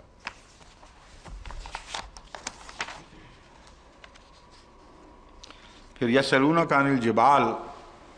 فقل ینسفها ربی نسفا، اس میں بھی پہلے بھی میں کئی دفعہ اس پہ گفتگو کی ہے۔ فَيَذَرُهَا قَاعًا صَفْصَفًا لَا تَرَىٰ فِيهَا عِوَجًا وَلَا أَمْتًا، یہ جو آیات ہیں ان میں ایک اور روشنی بھی پڑتی ہے کہ جب خدا تعالیٰ پہاڑوں کا ذکر کرتا ہے کہ پہاڑوں میں یہ ہوا، حضرت داؤد کے بھی پہاڑوں کا ذکر ہے، میں نے مثال دی تھی قرآن کریم میں جگہ جگہ ان امور پر دوسری جگہ خوب وضاحت فرما دی گئی ہے کہ جب ہم پہاڑ کی بات کرتے ہیں تو بڑی قومیں مراد ہوتی ہیں، طاقتور لوگ مراد ہوتے ہیں، عظیم الشان انسان مراد ہوتے ہیں، اور اسی طرح پرندے بھی قومیں ہیں تم لوگوں کی طرح، پہلی قوموں کو بعض دفعہ پرندوں کے حوالے سے یاد کیا گیا ہے، کیڑیوں کو بھی کیڑیوں کا ذکر ملے گا، لیکن دراصل بعض قوموں کا ذکر تھا، جیسے النملہ قوم تھی ایک جس کا قرآن کریم میں ذکر، وہ انسان تھے، ایک قوم تھی ہماری طرح کی، لیکن دابت الارض کے طور پر کی جو ہے کیٹیگری، اس میں اس کو بیان فرمایا گیا ہے۔ تو یہاں پہاڑ کے مضمون پر ایک اور روشنی پڑتی ہے، پہاڑ سے کیا مراد ہے۔ یہاں پہاڑ سے مراد وہ دنیاوی قومیں اور ان کی عظمتیں ہیں، اور یاجوج ماجوج کے دور ہی سے ان آیات کا تعلق ہے۔ فرماتا ہے یسألونک عن الجبال، وہ تجھ سے پہاڑوں کے متعلق سوال کرتے ہیں۔ قل ینسفھا ربی نسفا، تو ان کو کہہ دے کہ اللہ انہیں ریزہ ریزہ کر دے گا۔ اب وہ کون سے پہاڑ تھے جن کے متعلق سوال ہوتا تھا اور رسول اللہ صلی اللہ علیہ وسلم اس کا کیا جواب دے رہے ہیں، یہ جو مسئلہ ہے یہ اس صورت میں ان آیات پہ خوب اچھی طرح کھول دیا گیا ہے۔ مسلمانوں کے ایک طرف رومن حکومت تھی جو عظمت کا ایک پہاڑ تھی، ایک طرف ایرانی حکومت تھی جو دوسری طرف سے ایک عظمت کا پہاڑ تھا۔ ان دو عظیم طاقتوں کے درمیان چھوٹا سا عرب تھا، اس میں یہ تحریک اٹھی ہے جو ساری دنیا پر غالب آنے کی دعوے دار تھی۔ تو لوگ یہ پوچھتے ہوں گے، آگے مضمون سے پتہ چلتا ہے کہ یہ پہاڑوں جیسی طاقتیں کیا ہوں گے، کا کیا بنے گا، اسلام کیسے ان پر غالب آئے گا۔ تو اللہ تعالیٰ نے ان طاقتوں کو بحث نہیں کی بلکہ آئندہ آنے والی طاقتوں کا ذکر چھیڑا ہے۔ مراد یہ ہے کہ جن کو تم پہاڑ سمجھ رہے تو کوئی چیز ہی نہیں، یہ تو تمہارے دیکھتے دیکھتے پامال ہو جائیں گے، لیکن آئندہ زمانے میں ایسے پہاڑ آنے والے ہیں جو بہت ہی عظیم ہوں گے، جن سے مقابلے کی کسی دوسرے انسان میں طاقت نہیں ہوگی۔ ان پر بھی اسلام غالب آئے گا، اور وہ کیسے غالب آئے گا؟ ینسفھا ربی نسفا، اللہ ان کی طاقتوں کو پارا پارا کر دے گا۔ فیذرھا قاعا صفصفا، تم ان کو ایک چٹیل صاف میدان کے طور پر دیکھو گے۔ لا تری فیہا عوجا ولا امتا، اس میں نہ کوئی بلندی دیکھو گے نہ کوئی نشیب دیکھو گے۔ نشیب و فراز سے یعنی ہموار ہو جائیں گے وہ لوگ، یعنی وہ لوگ جو انہوں نے وہ پہاڑ بنائے ہوئے تھے ان کی طرف اب ضمیر پھیر دی ہے۔ پہاڑ کہہ کر بظاہر پہاڑوں کا ذکر کیا ہے، باتیں انسانوں کی شروع کر دی ہیں، جس کا ثبوت یہ ہے یومئذ یتبعون الداعی اللہ وجل۔ اب یہاں جمع اور جمع جو ذوی العقول کی جمع ہے وہ پھیری ہے، پہاڑ کا ذکر کرتے ہوئے یتبعون کا کیا مطلب ہو گیا؟ یتبعون الداعیہ اس وقت جب کہ وہ ریزہ ریزہ ہو جائیں گے، جب وہ ہموار ہو جائیں گے، وہ زمانہ ہوگا جب کہ اس داعی یعنی محمد رسول اللہ کو قبول کرنے کے لیے ان کی طبیعتیں صاف ہو چکی ہوں گی۔ اس وقت جب کہ ان کو ان کی طاقتوں کے غرور توڑ دیے جائیں گے، تب وہ اس لائق ہوں گے کہ اس رسول الداعی جو محمد رسول اللہ ہیں ان کی طرف توجہ کریں، ان کی پیروی کریں۔ اور منطق دیکھیں کیسی عمدہ اس میں بیان ہوئی ہے۔ لا عوج لہ، اس میں کوئی عوج نہیں ہے محمد رسول اللہ میں، محمد رسول اللہ صلی اللہ علیہ وسلم میں کوئی کجی نہیں ہے۔ تو کجی والے لوگ بے کجی والے انسان کو قبول کیسے کر سکتے ہیں جب تک ان کی کجیاں سیدھی نہ کی جائیں؟ تو فرمایا کہ اس طریق پر کہ اپنی طاقتوں میں وہ مگن ہیں اور غرور میں اپنے آپ کو حقیقتاً پہاڑ سمجھے ہوئے ہیں، ان لوگوں تک تم اسلام کا پیغام پہنچاؤ گے، اکا دکا اللہ ماشاء اللہ تو ہوتے رہتے ہیں، مگر قومی طور پر وہ اسلام میں داخل نہیں ہوں گے، کیونکہ ان کے دماغوں میں کجیاں آ گئی ہیں، ان کے دین میں بھی ان کی دنیاوی سوچوں میں بھی ٹیڑھا پن ہے، اور محمد رسول اللہ وہ ہیں جن میں کجی کوئی نہیں۔ فرمایا لا تری فیہا عوجا ولا امتا، تو جب ان میں کجیاں ٹوٹ جائیں گی اور ٹیڑھا پن ان کا اونچ نیچ ختم ہو جائے گا، تب تم دیکھو گے یومئذ یتبعون الداعی لا عوج لہ، اب وہ اس لائق ہوئے ہیں کہ اس داعی یعنی محمد رسول اللہ علیہ وسلم کی پیروی کریں جس میں کوئی کجی نہیں ہے۔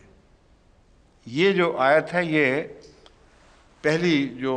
صورت ہے بنی اسرائیل وہ کہف، سورہ کہف کی ابتدائی آیات کی یاد دلاتی ہے۔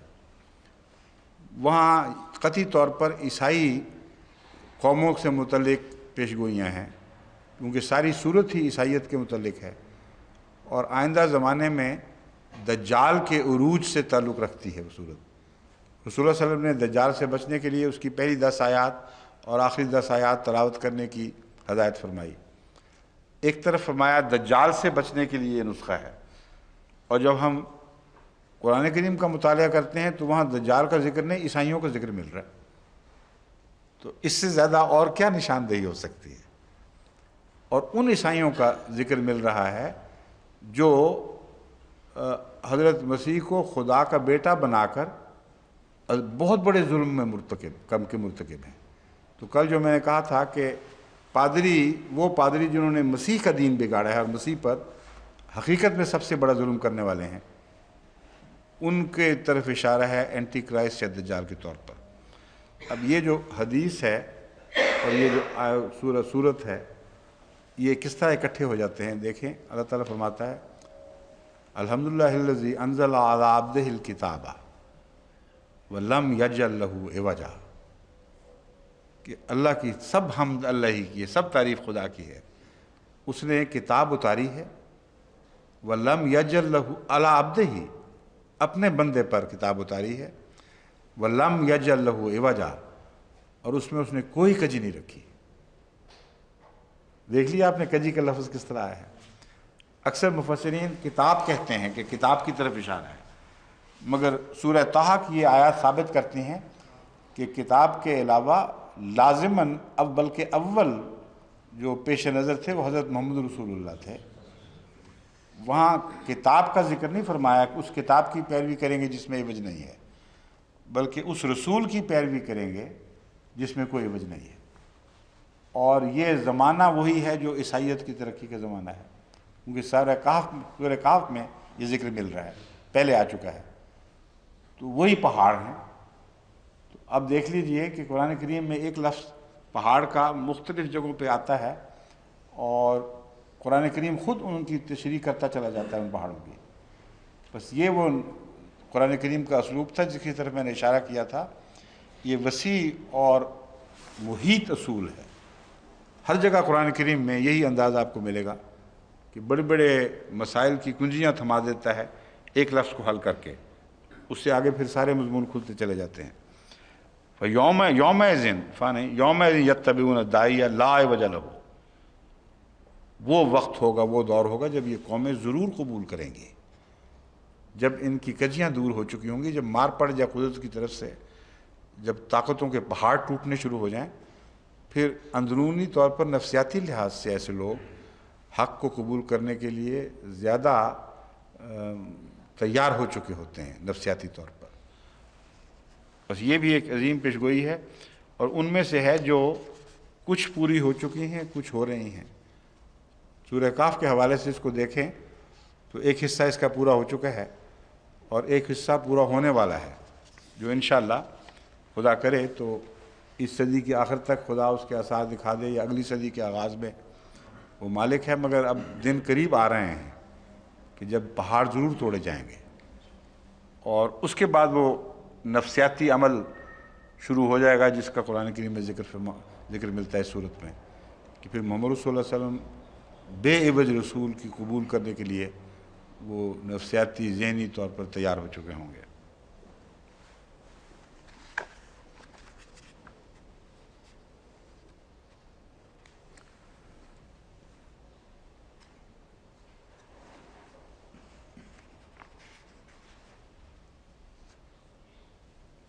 یہ جو صورت، یہ بھی بہت عظیم پیشگوئیاں ہیں اذا السماء انفطرت والی صورت میں بھی، لیکن اس کو پھر بہت کھولنا پڑتا ہے، اس میں وقت نہیں ہے۔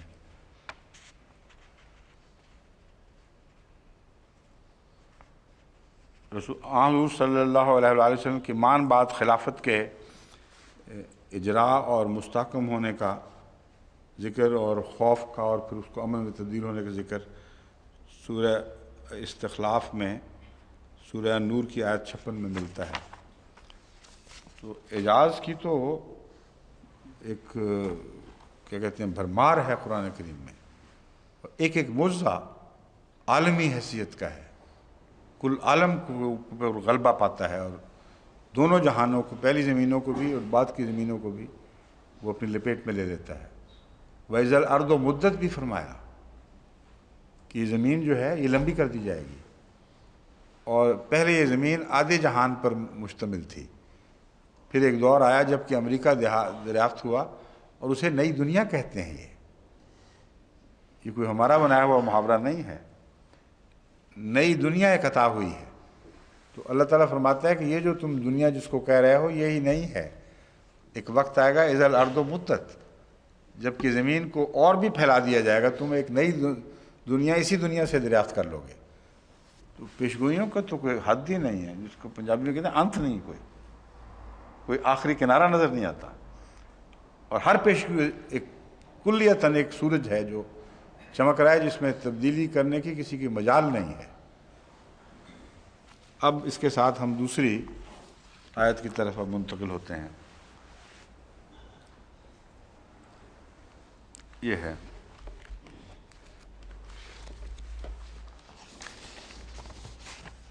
یہ جو صورتیں جو حوالے ہیں اور بھی بہت سے تھے، ان کو اکٹھا کر لیں کیونکہ مضمون بہت اہم ہے۔ آئندہ کبھی کبھی کسی موقع پر جو آیات رہ گئی ہیں ان کا ذکر چھیڑیں گے جب کھلا وقت ہو اور کسی نہ کسی آیت پر الگ بحث کا وقت مل سکے۔ فَإِن كَذَّبُوكَ فَقَدْ كُذِبَ رُسُلٌ مِّن قَبْلِكَ جَاءُوا بِالْبَيِّنَاتِ وَالزُّبُرِ وَالْكِتَابِ الْمُنِيرِ، پھر اگر وہ تجھے جھٹلائیں تو کیا ہوا؟ یہ حضرت مسلم نے ترجمہ کیا ہے، تو کیا ہوا مراد ہے جھٹلاتے رہیں، جھٹلانے دیں ان کو، کوئی فرق نہیں پڑتا۔ کیوں؟ اس لیے کہ فَقَدْ كُذِبَ رُسُلٌ مِّن قَبْلِكَ، پہلے بھی تو رسول جھٹلائے گئے ہیں۔ اس میں اس بحث کی ضرورت نہیں ہے کہ تمام رسول جھٹلائے گئے ہیں، کیونکہ باپ بیٹا کے وقت کی ہمارے پاس کوئی شہادت نہیں ہے بعضوں کے متعلق کہ ان کو جھٹلایا گیا، اور ابراہیم کو جھٹلایا گیا پھر وہ الگ ہو گئے، پھر حضرت اسحاق پیدا ہوئے، حضرت اسماعیل پیدا ہوئے، انہوں نے بھی نبوت کی ابراہیم علیہ السلام کے دور ہی میں، اور کیا اس وقت ان کو جھٹلایا گیا تھا یا نہیں، اس کی شہادتیں اکٹھی کرنا ایک مشکل کام ہے۔ لیکن رسل چونکہ نکرہ میں بیان ہوا ہے، اس لیے ایک عمومی تاریخی سلسلے کی طرف اشارہ ہے۔ اس بحث پہ پڑھنے کی ضرورت نہیں کہ کیا 100% تمام تر نبیوں کو جھٹلایا گیا تھا، بلکہ اگر اس جنس کے اکثر پر یہ بات ثابت ہو جائے تو دلیل قائم ہو جاتی ہے کہ تو بھی تو ایک رسول ہے، اور رسولوں کو اس سے پہلے جھٹلایا جا چکا ہے اور کثرت سے جھٹلایا گیا ہے۔ بس وہ بھی تو کتابیں، وہ بھی تو روشن نشان لے کے آئے تھے۔ آگے کیا نشان ہیں؟ بالبینات، کھلے کھلے نشانات لے کر آئے، والزبر، اور ٹکڑا ٹکڑا نشان لائے، یا ٹکڑا ٹکڑا کچھ کلام انہوں نے پیش کیا ہے، والکتاب المنیر، اور پھر کھلی کھلی روشن کتاب لے کر بھی آئے ہیں۔ اس میں جب مفسرین اس کی لغت کی بحث میں پڑھتے ہیں تو زیادہ تر توجہ زبر پر کرتے ہیں کہ زبر کیا چیز ہے۔ اس سلسلے میں آپ کو پہلے اس کا حل لغات بتاتا ہوں۔ زبرہ کا مطلب ہے رماہ بالحجارت، کسی کو پتھر مارنا، اس لیے ڈانٹنے کے لیے بھی لفظ زبر استعمال ہوتا ہے۔ زبر توبیخ کرنا، کسی کی زجر و توبیخ کہتے ہیں کہ ڈانٹنا ڈپٹنا، تو یہ لفظ زبر کے تابع ہے۔ وزاد فی مفردات مراغب کتابتاً غلیظتاً، اور مفرد امام راغب میں لکھا ہے کہ وہ کتاب جو موٹے لکھتے ہیں، زبرت الکتابہ جب عرب کہتے ہیں تو مراد ہے موٹے خط میں لکھا، اور ہر وہ کتاب جو جلی اور گاڑھے خط میں لکھی ہو اسے زبور کہا جاتا ہے۔ لیکن عرف میں زبور کا لفظ اس آسمانی کتاب کے لیے مخصوص ہو چکا ہے جو حضرت داؤد علیہ السلام پر نازل ہوئی تھی، جیسے فرمایا وَآتَيْنَا داؤد زبورا۔ امام راغب کے نزدیک زبور اس الہی کلام کو کہتے ہیں، یعنی امام راغب بعض دوسروں کا حوالہ دیتے ہیں کہ جن میں شرعی تعلیم نہ ہو کہ یہ کرو اور وہ نہ کرو، بلکہ حکمتوں کا بیان ہو، اور زیادہ تر بحث تعلیم کی حکمتوں وغیرہ سے تعلق رکھتی ہو۔ بعض دوسروں نے یہ کہا ہے کہ زبور کا تعلق ڈانٹ سے ان معنوں میں ہے کہ حضرت داؤد کی زبور میں عام طور پر بدعمال لوگوں کے خلاف تنبیہ ہے اور جھوٹوں اور فتنہ پردازوں کے خلاف ہلاکت کی اور نامرادی کی پیشگوئیاں ہیں۔ تو اگرچہ واضح طور پر یہ تو حکم نہیں ہے کہ یہ کرو اور یہ نہ کرو، مگر جو فاسق فاجر لوگ ہیں جگہ جگہ ان کا ذکر ملتا ہے اور ان کی ہلاکت کا پیغام ملتا ہے، گویا کہ ان کو ڈانٹا گیا ہے۔ بدعمال لوگوں کو جگہ جگہ دھتکار کی گئی ہے، ان پر پھٹکار ڈالی گئی ہے، ان کو ڈانٹا گیا ہے۔ ان معنوں میں وہ زبور کہلاتی ہے۔ اور زبور کا ایک مطلب ہے ٹکڑا ٹکڑا، جیسا کہ قرآن کریم کی آیات میں ملتا ہے۔ ایک تو قرآن کریم میں زبور کا جو ذکر ہے وہ میں پڑھ چکا ہوں پہلے ہی، وَلَقَدْ كَتَبْنَا فِي الزُّبُورِ مِن بَعْدِ الذِّكْرِ أَنَّ الْأَرْضَ يَرِثُهَا عِبَادِيَ الصَّالِحُونَ۔ اچھا، اب ایک عجیب ہے بات، اس آیت میں زبور جو حضرت داؤد کی زبور تھی اس کی ایک خاص صفت بیان فرما دی ہے۔ حضرت داؤد کی زبور کا ہر باب ذکر الہی سے شروع ہوتا ہے اور اس ذکر کے بعد پھر پیشگوئیاں ملتی ہیں ہلاکت کی، بڑے لوگوں بدکاروں کے ذکر اور ان کی خرابیوں کے۔ تو قرآن کریم فرماتا ہے کہ حضرت داؤد کا یہ انداز تھا، پس ذکر کے بعد تم وہاں یہ پیشگوئی بھی دیکھو گے کہ ان الارض یرثها عبادی الصالحون، کہ یہ ارض مقدس الارض، اسے میرے پاک نیک بندے ہی دراصل آخر پہ ورثے کے طور پر پائیں گے۔ آتونی زبر الحدید سورہ کاف میں ہے کہ وہ بادشاہ یا وہ خدا کا خاص بندہ جس نے ایک قوم کی مدد کی تھی کہ دوسری ظالم حملہ آور قوم اس پر چڑھ دوڑتی تھی، اور جب بار بار یہ ذوالقرنین کی بات ہو رہی ہے، ان کی حیثیت کیا تھی، یہ اس بحث کو اس پر چھیڑنے کی ضرورت نہیں، مختلف مفسرین نے مختلف نام لیے ہیں، ان کے مرتبے پر بحث ہوئی ہے، مگر میں یہ کہہ رہا ہوں خدا کا وہ بندہ جس کا ذکر اس میں ملتا ہے، اس نے جب دو بلندیوں کے درمیان دیوار کو برابر کر دیا تو اس نے کہا آتونی زبر الحدید، اب مجھے لوہے کے ٹکڑے لا کر دو۔ تو زبر سے مراد یہاں ٹکڑے ہیں۔ فَتَقَطَّعُوا أَمْرَهُمْ بَيْنَهُمْ زُبُرًا، اور انہوں نے اپنے معاملہ کو جو بھی خدا نے ان کو شریعت عطا فرمائی تھی اس کو اپنے درمیان ٹکڑے ٹکڑے کر لیا، یعنی پھیل گئے، متفرق ہو گئے، فرقہ بازیوں میں مبتلا ہو گئے۔ تو زبر سے مراد ظاہری طور پر لوہے کے ٹکڑا بھی ہے، زبر سے مراد قوموں کا افتراق اور پھیل جانا بھی ہے، اور زبر سے مراد جو میں ابھی سمجھتا ہوں آگے ایک اور بیان کروں گا، فَإِن كَذَّبُوكَ فَقَدْ كُذِبَ رُسُلٌ مِّن قَبْلِكَ، یہ بات کی دوسری بحث ہے۔ زبور کے مطالعہ سے یہ بات ثابت ہوتی ہے کہ زبور دراصل سارے کا سارا الہی کلام نہیں ہے، وہ حضرت داؤد کی مناجات ہیں، اور اسی لیے قرآن کریم میں حضرت داؤد کے ذکر میں یہ ملتا ہے کہ اے پہاڑو اوے بھی ماں ہو، جب میرا یہ بندہ داؤد میری حمد کے گیت گاتا ہے، میری تسبیح بیان کرتا ہے، تو تم بھی اس کے ساتھ شامل ہو جایا کرو۔ اور پرندوں کو بھی یہی حکم تھا۔ تو حضرت داؤد کا جو انداز بیان ہے اللہ کی حمد کا، وہ غیر معمولی ہے، بہت دل پر اثر پڑتا ہے،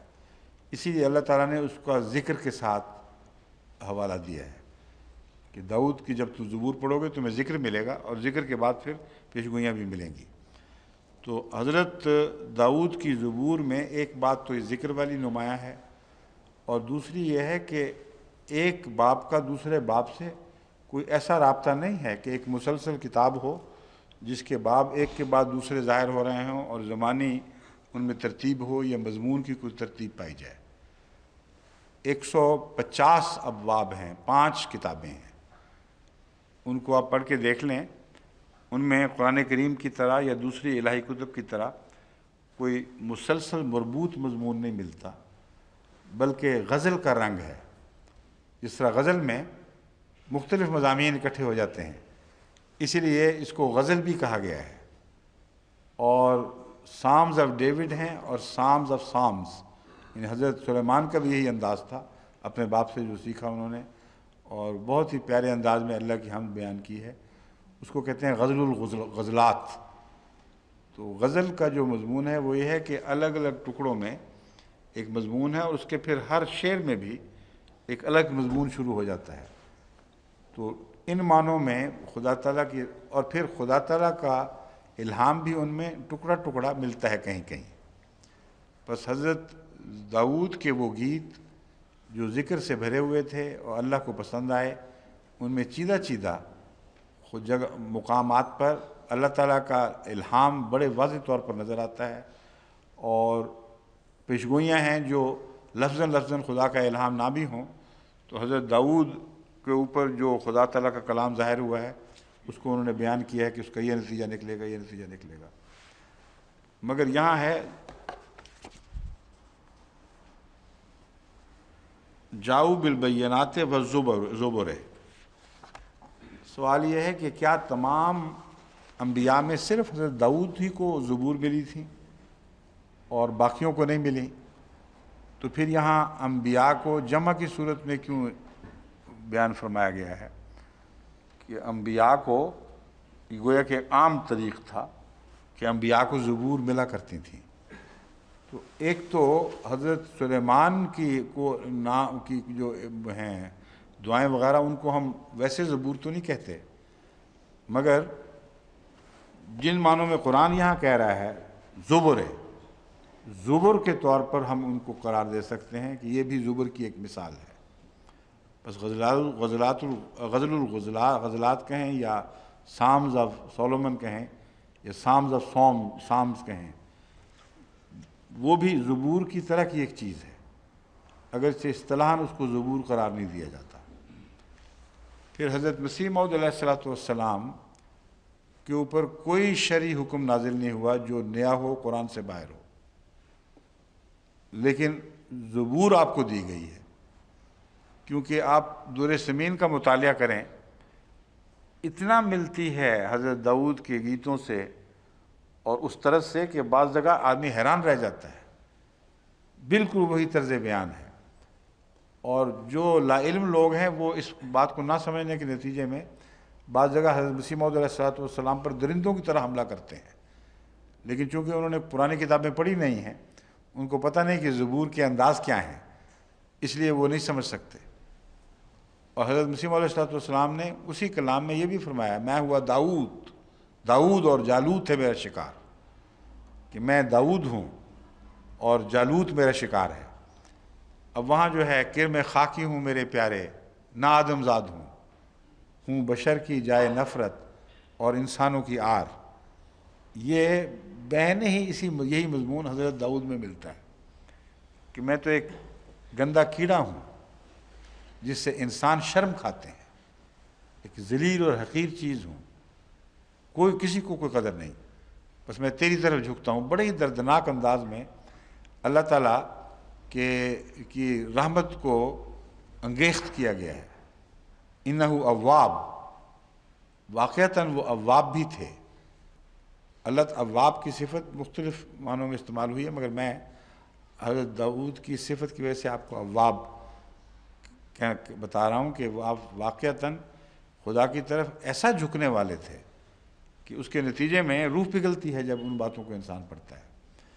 اور حضرت مسیح موعود علیہ السلام کے کلام سے مشابہت اتنی نمایاں ہے کہ اس لیے وہ خدا کے پاک بندے جن کو زبور عطا کی گئیں، ان میں حضرت مسیح موعود علیہ السلام بھی داخل ہیں۔ اور آپ کا جو دعویٰ ہے یوں ہی بے محل نہیں کہ میں ہوا داؤد، آپ میں داؤد وہ شجر ہوں جس کو داؤدی صفت کے پھل لگے، یہ بھی ہے نا، وہ درخت ہوں جس کو داؤدی صفت کے پھل لگے۔ تو یہ زبور کو پڑھ لیں اور در سمین پڑھیں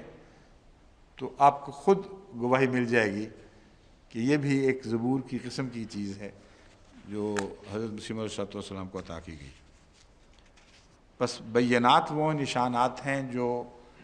عظیم الشان روشن دلیلیں، خواہ وہ الفاظ میں ہوں، خواہ وہ اعجازی ایسی تجلیات ہوں کہ جن کو عرف عام میں معجزہ کہا جاتا ہے، میریکل، وہ ساری چیزیں بینات میں ہیں۔ مگر اصل بینہ کا معنی ان معجزوں پر صادق آتا ہے جو غلط خیالات اور صحیح خیالات میں کھلی کھلی تمیز کرتے ہیں، اندھیرے کو روشنی سے جدا کر کے الگ پھینک دیں اور بدی کو نیکی سے نکال کر باہر ماریں، اتنا واضح اور روشن کر دیں انسانی دماغ کو اور اس کی قلبی کیفیات کو کہ اس کا تصور خدا کے الہام سے منور ہو چکا ہو اور وہ غلط بات نہ دیکھے نہ سمجھے، کسی مفہوم کو سمجھنے میں غلطی نہ کرے۔ ایسے ایسے معجزات جو کلام کی صورت میں ہوں یا نشان کی صورت میں ہوں، ان کو بینات کہا جاتا ہے۔ والزبر کی میں تشریح کر چکا ہوں، وہ کلام جس میں ذکر ملتا ہو کثرت سے، کیونکہ قرآن کریم نے ذکر کے حوالے سے زبور کی تعریف فرمائی ہے، اور پیشگوئیاں ملتی ہوں لیکن احکامات نہ ملیں، یہ جس کلام پر بھی صادر آئے گا وہ زبور کہلائے گا۔ یعنی جمع ہے زبر کی، زبر اس کی جمع ہے۔ میں نے کہا زبر تو جمع ہے، زبور سنگل ہے نا، یہ وہ بھی ایک جمع ہے۔ یہ ہم نے دیکھا نہیں، غلطی ہو گئی، کیونکہ زبر تو جمع، مجھے تو زبور بھی جمع ہی لگتی ہے کیونکہ وہ سارا 5 زبور ہیں، سنگل کے تابع تو وہ 5 اکٹھی نہیں ہو سکتی۔ میرے پاس وہاں ڈکشنری ہے بائبل کی، اس میں دیکھ لیں گے۔ اور کتاب منیر سے شرعی کتاب جو شریعت پر بات کرتی ہے اور نواہی اور اوامر اور نواہی کو بیان فرماتی ہے۔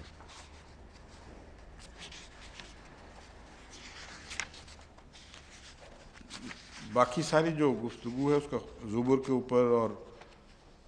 کتاب پر، وہ میں اس کا خلاصہ پہلے بھی بیان کر چکا ہوں۔ الکتاب کے متعلق تو تمام مفسرین اس بات پر متفق نظر آتے ہیں کہ وہ الہی کلام ہے جس میں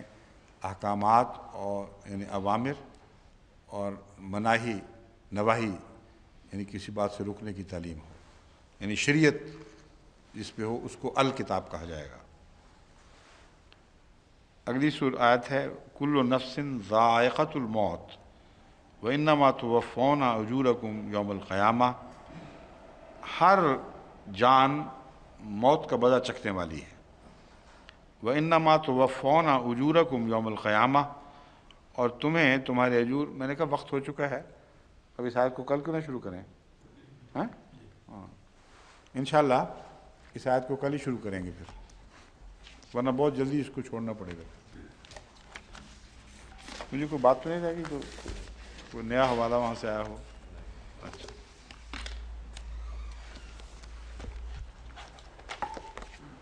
اچھا السلام علیکم ورحمۃ اللہ وبرکاتہ۔